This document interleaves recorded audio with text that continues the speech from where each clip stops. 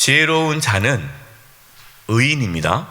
또 어리석은 자는 악인입니다. 우리가 지혜로운 자로 살아야 될 이유는 단순히 이 땅에서 지혜가 있어서 이 땅에서 성공하고 잘 살고 그 목적으로 지혜를 구하는 것이 아닙니다. 지혜가 있어야 하나님께서 기뻐하신 뜻을 깨닫게 되고, 또 의인으로서 이 땅에서 하나님의 뜻을 이루어가며 살아갈 수 있는 그 능력이 지혜로부터 오기 때문에 우리는 지혜를 구하는 것입니다. 1절입니다. 악인은 쫓아오는 자가 없어도 도망하나 의인은 사자같이 담대하느니라. 이 악인은 쫓아오는 자가 없어요. 그래도 도망갑니다. 이게 무슨 뜻입니까? 악인은 늘 불안하고 두려워한다는 거예요. 죄를 지으면 불안함과 두려움이 있죠. 그래서 악인에게는요 늘 두려움이 있습니다. 불안함이 있습니다. 그러나 의인은 어떻습니까? 의인은 사자같이 담대하니라. 저와 여러분 안에 이러한 담대함이 있기를 바랍니다. 의인은 하나님을 의지하고 하나님을 경외하기 때문에 어떠한 상황에서도 담대합니다. 두려워하지 않습니다. 불안해하지 않습니다. 만약에 우리 마음 가운데 담대함이 사라지고 불안함과 두려움이 자리 잡고 있다. 그렇다면 지금 우리는 뭐 하고 있다는 거예요? 지혜가 사라져가고 있다. 지혜롭지 않은 삶을 살고 있다라는 거예요. 지금 여러분 마음이 어떻습니까? 불안합니까? 두렵습니까? 그럼 지금 지혜롭지 않은 상태예요. 저와 여러분 가운데 하나님을 경외하고 하나님을 사랑하는 그 지혜가 가득해서 담대한 마음을 회복할 수 있기를 바랍니다.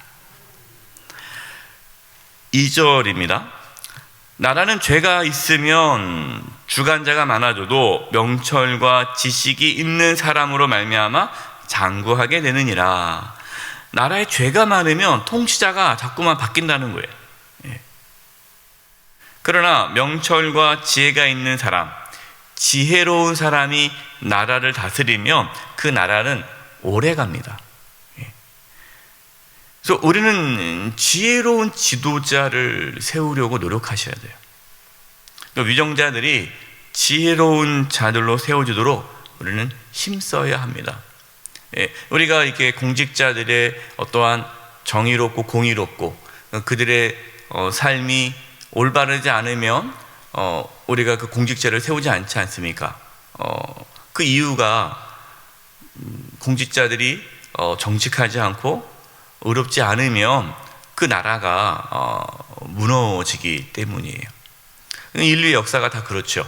인류 역사를 보면 위정자들이, 지도자들이 부정부패가 심하고 악한 길을 걸어가면 그 나라는 다 무너졌어요.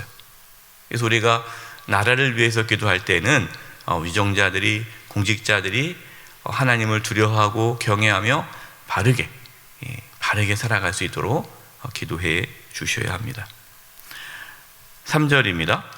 가난한 자를 학대하는 가난한 자는 곡식을 남기지 아니하는 포구 같으니라. 가난한 자가 또 가난한 자를 학대할 수가 있습니다. 그거는 정말 악한 거죠. 가난할지라도 가난한 자를 돌보는 자가 있습니다. 그런 분들이 계세요.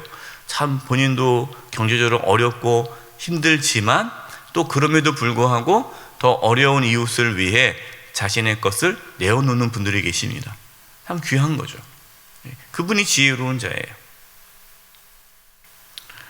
그래서 오늘 말씀 보면요, 이 지혜라는 것이 소유에 있지 않은 거예요. 그러니까 돈이 많다고 지혜롭고 가난하다고 어리석은 것이 아니라, 비록 가난할지라도 지혜롭게 살아가는 자가 있고, 우리는 비록 가난할지라도 지혜로운 삶을 살아야 한다는 것을 오늘 말씀에서 하나님께서 계속 우리에게 말씀하시는 부분입니다. 4절입니다. 율법을 버린 자는 악인을 칭찬하나 율법을 지키는 자는 악인을 대적하느니라. 하나님의 말씀을 저버리면 악인을 칭찬하게 돼요. 하나님 말씀은 선과 악을 분별하지 않습니까? 하나님의 뜻을 분별하게 해요. 근데 하나님 말씀을 저버린다는 것은 이 분별력이 없는 겁니다. 그렇기 때문에 이 악인, 이 악한 길을 걸어가도 그냥 그것이 옳은 길이냐 칭찬한다라는 거예요. 그러나 하나님 말씀을 지키는 자, 하나님 말씀을 가까이 하는 자는 악과 싸우게 됩니다. 5절입니다. 악인은 정의를 깨닫지 못하나 여호와를 찾는 자는 모든 것을 깨닫느니라. 악인은 정의를 알지 못하죠. 그러나 하나님을 찾는 자는 정의를 깨닫습니다. 지혜가 무엇입니까? 지혜는 하나님의 정의와 공의를 깨닫게 해줍니다. 그러니까 지혜로운 사람은 하나님의 정의와 공의를 강같이 흐르게 하는 삶을 살아가는 자가 지혜로운 자예요. 그러니까 하나님을 찾는 자는 지혜를 얻게 되고 그 지혜를 얻게 되어서 하나님의 정의와 공의를 이루며 살아가는 거예요. 그래서 하나님을 찾는 자는 결국에는 정의와 공의를 이루며 살게 되죠. 반대로요, 하나님을 찾지 않으면요, 우리가 하나님을 찾지 않으면 우리의 삶에 정의와 공의는 사라지게 됩니다. 그래서 하나님을 찾아야 돼요. 6절입니다. 가난하여도 성실하게 행하는 자는 부유하면서 굽게 행하는 자보다 나으니라. 그럼 이 6절 말씀이 오늘 이제 전체 말씀의 어떤 중심되는 말씀이에요. 여러분의 관심은 무엇입니까? 단순히 이 땅에서 부유하게 살아가는 것에 관심이 있습니까? 우리 자녀들이 어떻게 살기를 바랍니까? 좋은 대학 가서 좋은 데 취업해서 돈 잘 벌어서 그냥 이 땅에서 정말 멋지게 살아가는 걸 바라십니까? 물론 여러분 우리가 그렇게 부유하게 사는 거, 그것이 악한 건 아니에요. 그러나 우리가 이 땅에서 부유하든 가난하든 하나님의 뜻을 구하며 성실하게 살아가는 것이 우리의 소망이 되어야 되는 거예요.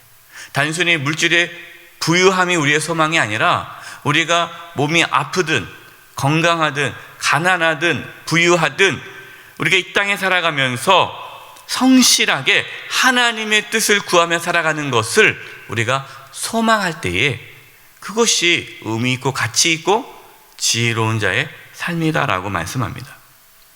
악을 행하면서 부유할 바에는 차라리 가난하여도 성실하고 정직하게 살아가는 것이 저와 여러분의 소망이 되기를 바랍니다. 8절입니다. 중한 별리로 자기 재산을 늘리는 것은 가난한 사람을 불쌍히 여기는 자를 위해 그 재산을 저축하는 것이니라. 그러니까 높은 이자를 받지 말아라. 하나님은요, 높은 이자를 받지 말라고 그래요. 대부분 돈을 누가 빌립니까? 가난한 사람들이 빌리잖아요. 어려운 사람이 빌리잖아요. 그러면 그 어려운 사람에게는 중한 별리, 그러니까 비싼 높은 이자를 하지 말아라. 그렇게 해서 그 가난한 자의 어떠한 그 고통을 통해서 부를 쌓으면 그 부는 결국에는 또 다른 사람을 위해서 쓰여진다. 그 말은 그 재산은 다 하나님께서 뺏어가신다라는 뜻이에요. 그럼 지혜로운 자는 어떤 삶을 삽니까? 지혜로운 자는 가난한 자들을 돌보고 그들의 고통과 함께하는 자다라는 거죠. 높은 이자를 받을 수 있지만 높은 이자를 받지 않는 거예요.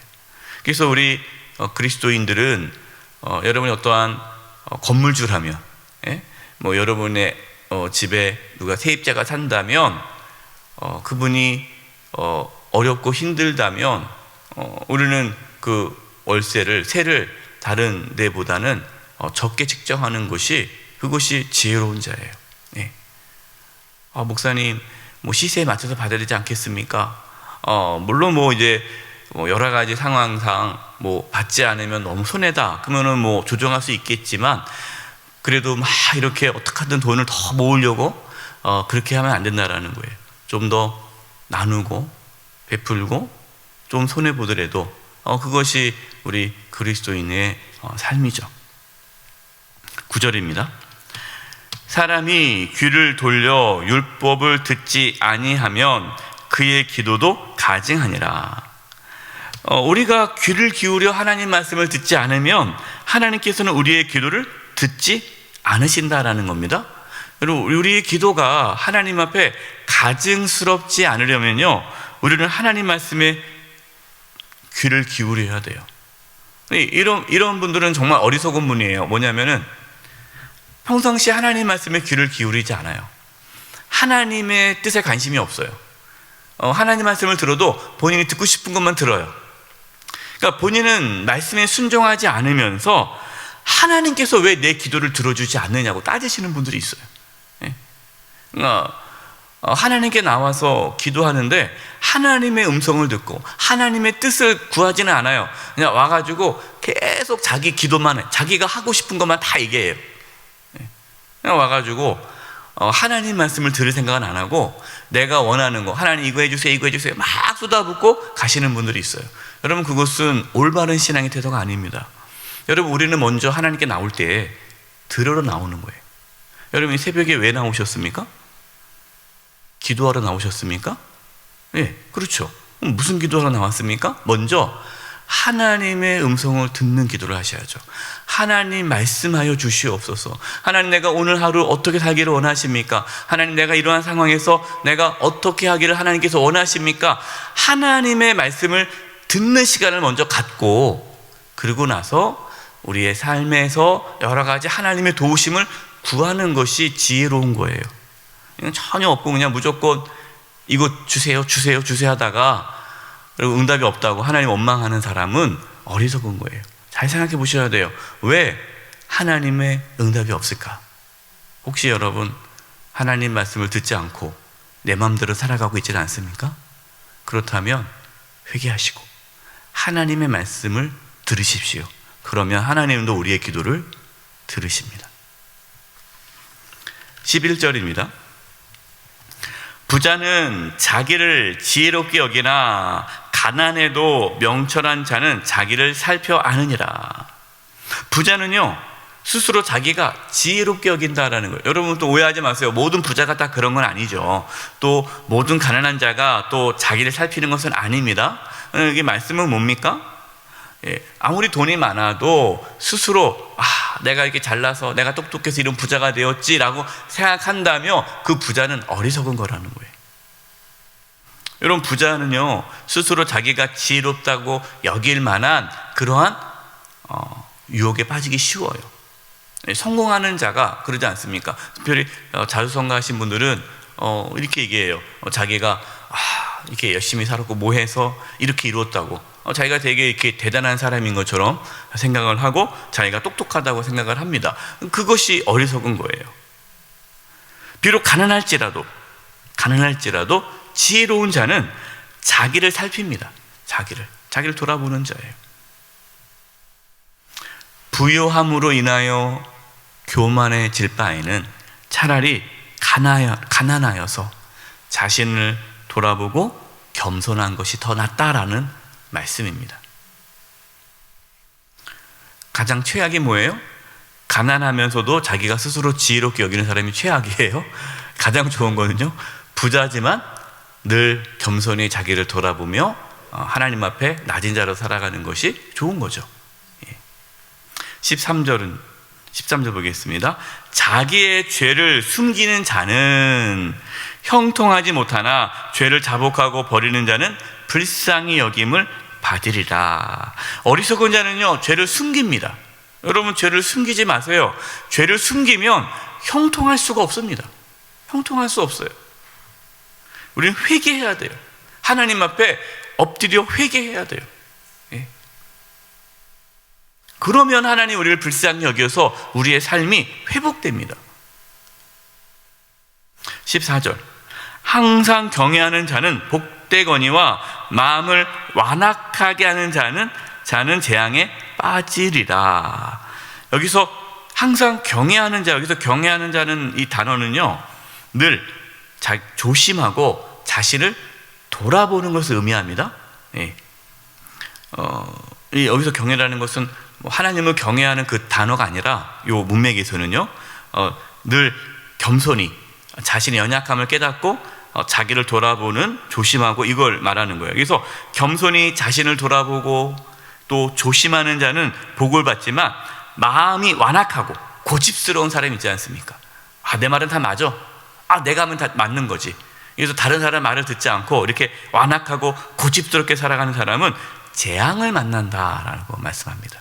그래서 우리는 어떻게 해야 돼? 늘 겸손해야 되고요, 우리의 마음이 완악해지지 않도록 우리가 늘 하나님 말씀 가운데 지혜로운 삶을 살아가야 됩니다. 18절입니다. 성실하게 행하는 자는 구원을 받을 것이나 굽은 길로 행하는 자는 곧 넘어지리라. 여기서 성실하게 행한다, 성실함은 의로운 삶을 말합니다. 우리가 어떠한 상황에서도 세상과 타협하지 않고 하나님께서 기뻐하시는 길을 선택하는 자는 결국 구원을 받습니다. 그러나 그릇된 길, 잘못된 길을 걸어가는 자는 넘어지게 되어 있어요. 지혜로운 사람은요, 세상의 부요함을 부러워하지 않고 정직하게 하나님의 뜻을 쫓으며 살아갑니다. 때로 그것이 나에게 세상적인 손해가 온다 할지라도, 그것으로 인해서 내가 가난하게 살아간다 할지라도 하나님을 경외하고 의롭고 정직한 길을 걸어가는 자가 지혜로운 자입니다. 저와 여러분, 오늘도 그렇게 지혜롭게 살아갈 수 있기를 간절히 축원드립니다. 기도하겠습니다. 하나님 아버지, 저희가 이 땅에 살아가면서 지혜롭게 살기를 원합니다. 하나님 앞에 정직하게 의롭게 살아가기를 원합니다. 세상의 부유함이 우리의 가치가 아니라 하나님 앞에 바르게 살아가는 것이 저희의 소망이 되게 하여 주시옵소서. 예수님의 이름으로 기도드립니다. 아멘.